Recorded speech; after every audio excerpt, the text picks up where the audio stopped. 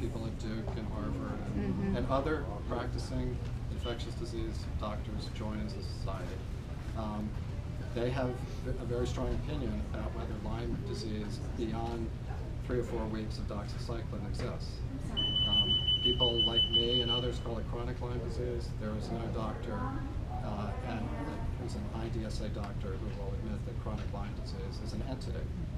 There's another organization called ILADS, International Lyme and Associated Disease Society, who are doctors practicing in the real world. They actually have their own guidelines. They see the patients like me and others who have chronic problems after being treated. You can go to the ilads.org. No, you could, well, I don't know that I have it in the book, but ILADS, and you can put in your zip code and it'll tell you if there's a doctor who's trained by that society. Here's information if you need that. Now, I'm going to be honest with you, because it really is buyer beware out there. This is the Wild West when it comes. There are physicians who are, I think, preying on desperate patients and bankruptcy, people going bankrupt over treatments that I personally don't agree with, and I am very open-minded to a lot of things. And I'd be the first to admit, and believe me, I've been in research for a long time. I recognize that what we know about the human body and our ability to heal, can fit into a little shot glass. I mean, I'll be honest with you, we don't know. We think we know what's under the lamppost, but there's so much more to healing the mind, body, and all of these things are very real, right? How you think can affect your immune system. It's not some woo-woo science out there. There's real physiologic changes that occur. Any wound, invisible, emotional, anything invisible too. Yeah. So there are things out there that we, look. When I trained, peptic ulcer disease was from stress. It took a guy who they said was crazy to say that it's H. pylori, a bacteria. They said he was a lunatic. He actually took the bacteria himself and showed that he developed ulcer disease, peptic ulcer disease. Well, we have one over here, Dr. Cooper, who was treated horrible when he came to Dallas in 1970, started putting people on the treadmill. Right. He now sits on $10 million worth of property. Right, Dr. Cooper. So, so H. pylori, you won't find a doctor who will now not say, yeah, H. pylori, I knew that all along. It's like, which election was it? Like, who voted for George, who voted for Nixon? Like, no one ever voted for Nixon. So, yeah, things change, medicine changes, science changes, experiences change, and inform science. So I tell patients, and I tell people when I'm giving talks, if you ever get a doctor who says that never happens, you need to find a new doctor. Yes, Because exactly. anyone who thinks that they understand the human body to the point where they can definitively say that never happens needs to get out of medicine, because they are too narrow-minded and they think way too much of themselves. So, I see, like I said, I still see patients, and I am always marveled by the variety of things that happen to people and the questions that many of you, and I don't blame my doctors. People always say to me, are you better about your doctors for not making a diagnosis? I don't blame them. What I object to is not, and maybe this is the way that I've always practiced medicine, is if I don't know something, I just don't put an idiopathic label on it and let it rest. I mean, I'll call around to colleagues around the country. I'll continually think about that person, like is something new coming down the road. I think the problem is when you get labeled as stress or psychosomatic, and it's stamped like penicillin allergy on your chart. And every time you come into the hospital, it's like, oh, there's the stress person. Exactly. And so I think that's the problem. So I don't know where I was going. Maybe. What's your recommend when you go into the hospital to tell them that you have Lyme? Some people are saying if you end up going to the hospital, don't say you have Lyme. Yeah, we've had some bad experiences because they're not trained in Lyme, but. I didn't when I went, but I hear a lot of people do. Well, and I've heard people say that you can't even tell your physician. If you want to call for an appointment, you don't say you're Lyme. You say Lyme, lighties, or idiopathic. I've got an idiopathic problem. See, you're minimizing everything. I don't really have I don't any like great that. answers because, Just go to your LLMD, I guess. yeah. But- But I think what I was trying to say is that there are no guidelines. You know, I know great physicians in Connecticut who see lots of Lyme, take care of all the famous people with the disease. They treat one way. I know people in the Bay Area who treat another way. You really have to be an advocate for yourself. Yeah, go ahead. You know, Look at it. I wish I had a better answer. I can tell you that I've, you know, spent my career doing cancer research, and now we're actually applying some of the lessons that we've learned to cancer. We're starting to do research in Lyme disease. Because what I would tell you is I equate where we are with Lyme disease today, where we were 20 years ago in oncology, which is give more chemotherapy, give more chemotherapy, give more chemotherapy, and we kill people.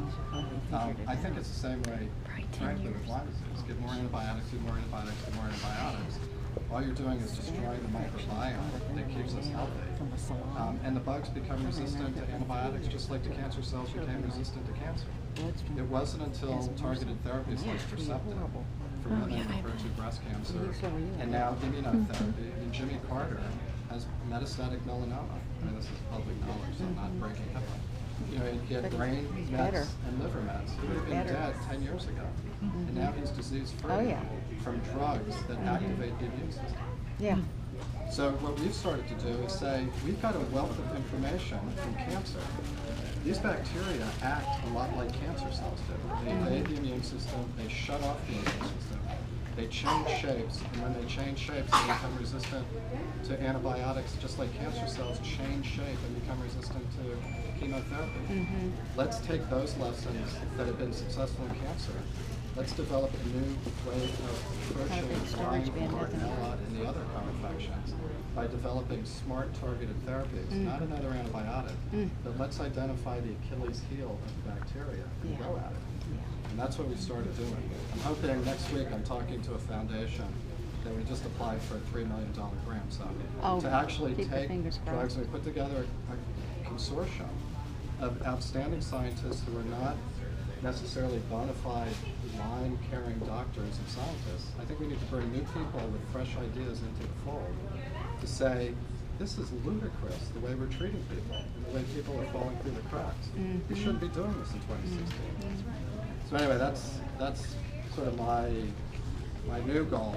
I did want to read one more thing, and it's a poem. So I'll tell you a few things. People always ask me, since you now have a female heart, bless you, like what's changed in your life? So I'll tell you a few things that have changed in my life. One is, I got home from the hospital after the transplant, and I'm flipping through the TV channels. And I don't want to give away all the things there, but and I come across HGTV. I didn't even know there was a station, channel called HGTV. You loved it. That is. Yes, I loved it. I got on that channel, and I have it, House Hunters International, you know, Property Brothers, love it. Did you redecorate the house after that? I didn't redecorate the house. But for those of you who understand North Carolina, where college basketball is critical, so I went to UNC. I work at Duke. Those are like really fighting. It's probably like Texas and Texas A&M. I once gave up basketball tickets to a Duke UNC game because there was a House Hunters International. Yeah, my brain. My brain said go to the game. My heart was like, no, you're watching the show. Then the other thing is that I developed this. This incredible, this is going to sound very cliche, but for dark chocolate. I hated dark chocolate before my transplant. Interesting. Now, in fact, I have a piece of dark chocolate here someone gave me. I love dark chocolate. The other interesting thing, and again, obviously I want you to read the book, but we named my daughter, we decided we had to name the heart. We couldn't just say, oh, you got a new heart. So my daughter, at the time, she was 11, named the heart Heavenly Precious. So after a year, when I was finally able to communicate with the family, the donor, who I found out was Vicky, her family, you had to wait a year. And at least in North Carolina, you had to go through the donor organ agency, and it had to all be anonymous. because they've had, sadly, instances where people say, well, I didn't want my loved one's heart going to that person, or I didn't want a heart from that type of Preferences. person. So there has to be 2 exchanges that are, friendly, and then they'll allow you to actually meet the family if that's what you want to do. And so I waited, sent a letter, like 1 year, I was there typing away my letter, sent a letter, and then I was waiting for months. It was sort of like in the days when college admissions came in the mail. You go to the mailbox, and now it's all like on your phone. So. And finally one day I get this letter, it's like, wow, this looks pretty interesting, I don't recognize. And it was from the family, and it was from Vicky's husband. And so it was a beautiful letter, and it was a response to sort of my letter about how, I'd spent my life saving lives.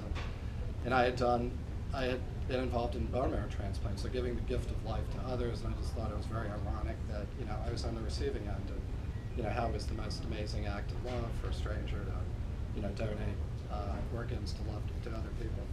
So at the end of the letter he said, and we were particularly moved by your daughter naming the heart heavenly precious because I called my wife Precious. That's what I called her all the time. So I never called her Vicky, I called her Precious. And so he felt that that was his wife's way of communicating that all was okay. Aww. So it was very nice. Unfortunately, I wrote a second letter because I did want to know if Vicky watched HGTV. And I never, I really wanted to know, like, where's this urge coming from? I think I really hate this show, but I can't get it. I never heard back. I need to rewrite a letter.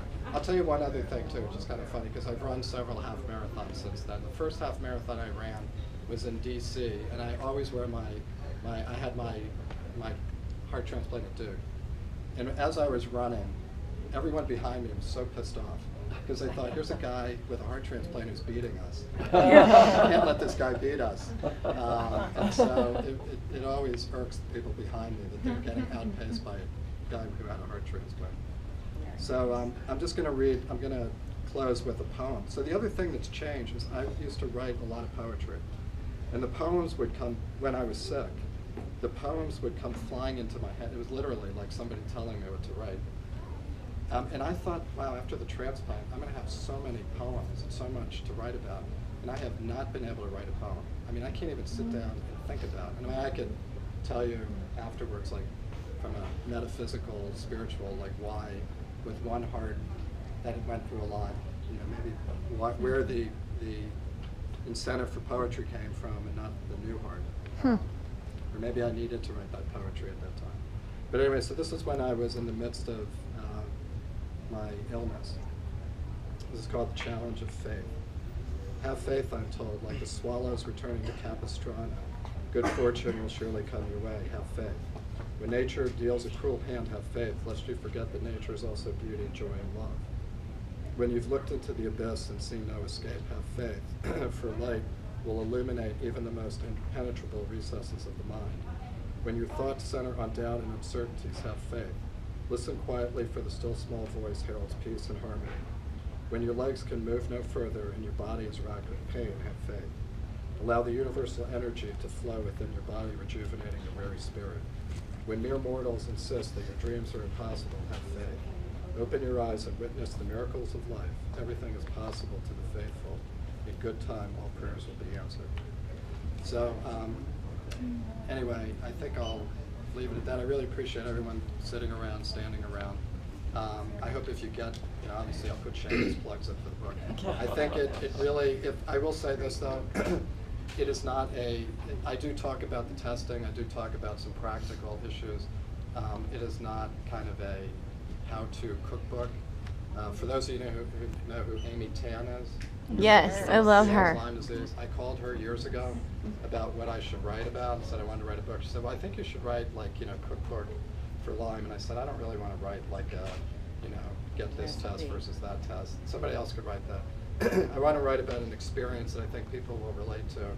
And again, whether they've had Lyme disease or financial, I mean, this is really a story about the human spirit, the human soul. What each of us, people come up to me and they say, wow, 12 years you were getting shocked, defibrillated, you were living with this sort of Damocles over your head, you could have died at any moment. How'd you do it? I could never have done that. I said, you could do it. You know, if you've got a reason to live, you could do it, and you would do it. So it's that each of us has this incredible power. I've been blessed that I had the best teachers in the world who were my patients. I saw people with cancer who overcame amazing odds, who lived in amazing grace. Many of them sadly died of their disease, but were cured of some of the other things that were holding them back, from relationships, from coming to peace with their lives. So I tell people that I was very fortunate to be in an environment where the teachers were the very people who I was taking care of. And when the time came for me to be the person who needed to learn the lesson, I fell back on those very people who had really shaped my life. So the other thing I tell people is that my wife, who really should write the book, and if you read this, you'll realize that she's like the true hero in this story. I always tell people that if you're going through a tough time, you need a strong person there. And I'll just say this, if you don't have a strong person, I'll give you my phone number and you can call me and I'll have my wife fly out. She likes to travel. Without her, I really wouldn't be here. There were many times when she literally and certainly figuratively picked me up off the floor. So anyway, I thank you for your time. I hope you all have a great day, great Sunday. I'm happy to write very personalized inscriptions on your books, and I hope if you get the book that you'll enjoy it and it'll somehow make you see something and make you realize something in your life, despite all the things I know people are suffering, that there's always good even in the stuff that happens. Stuff is going to happen to each of us, unfortunately. And we're all going to have those moments like I had where you can sit there and cry and say, why me? Or you can move on with your life and do the best that you can and live each day to its fullest. And that's the best any of us can do. And go exercise. Yes. Thank you. Thank you so much. Can I ask you a very, very